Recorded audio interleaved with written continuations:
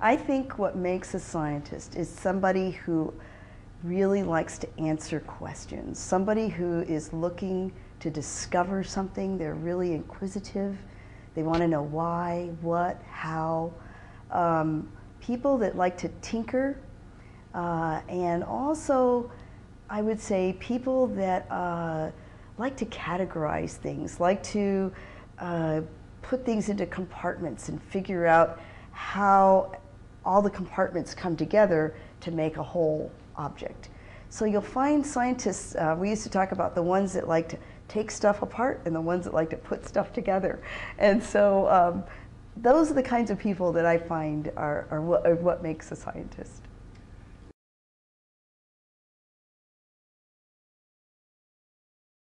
Well, I think the role of science in a modern academic institution is really to do the discovery work, the real, the answering the deep questions that people have about the world around them.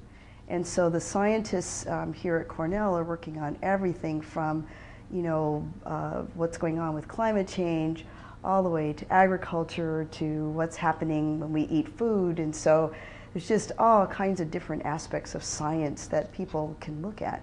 And you can drill down to the microbial level, or you can go up to the macro scale. So it's a huge range, but I think the underlying thing that we do here is try to answer those questions for society, the why, the who, the what.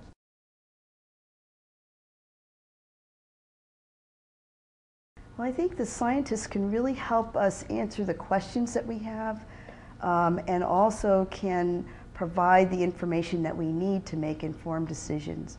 So I would say things like the work that people are doing on climate change really can help inform us as to how we can have a more positive influence on our environment, rather than, you know, fueling the climate change that might be occurring that could be detrimental to our society as we know it. So again, I think the people that are working in these scientific disciplines can really help answer some of society's really pressing needs right now.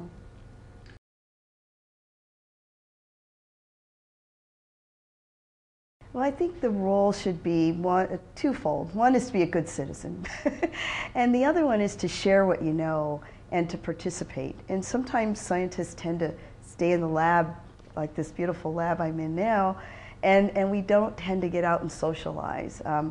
And you know, there's actually been some studies that showed we tend to be introverts, and so we may not be getting all of what we know out there and being good participants in society. But I think that more and more of us are starting to get out. We're going to schools, we're talking to students, we're helping citizens learn about the world that they live in and some of the things that we're finding that can help them live better lives. So I think, you know, the role of the scientist can certainly broaden out.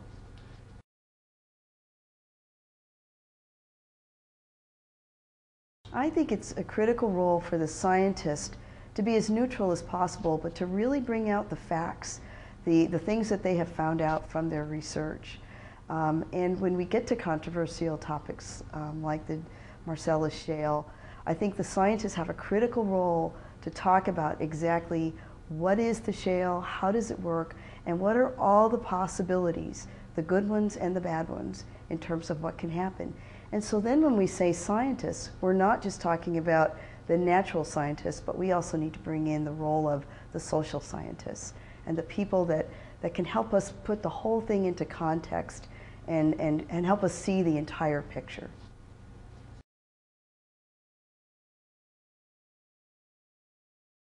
I think that science can be the bridge, but really the bottom line is the bridge is going to be people. The bridge is going to be the extension people that bring the two factions to the room and that facilitate the dialogue. And the reason I say that is that the science is already out there and opinions are already out there, emotions are already out there. And so if it was just a matter of having the answers from a science base, we wouldn't have a problem. But the problem is we don't have someone to facilitate and manage the dialogue and help others hear and see the other points of view and help people really put it all into context. And I think that's where the human dimension is so important.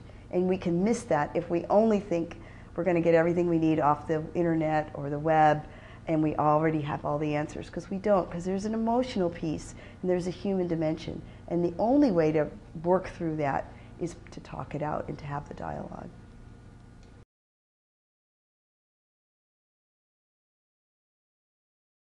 I think I agree with you. I do believe that it's very difficult to be truly neutral, and that's where it becomes a very skilled part of your job to be able to facilitate those kinds of meetings, so that you don't interject your personal feelings into those.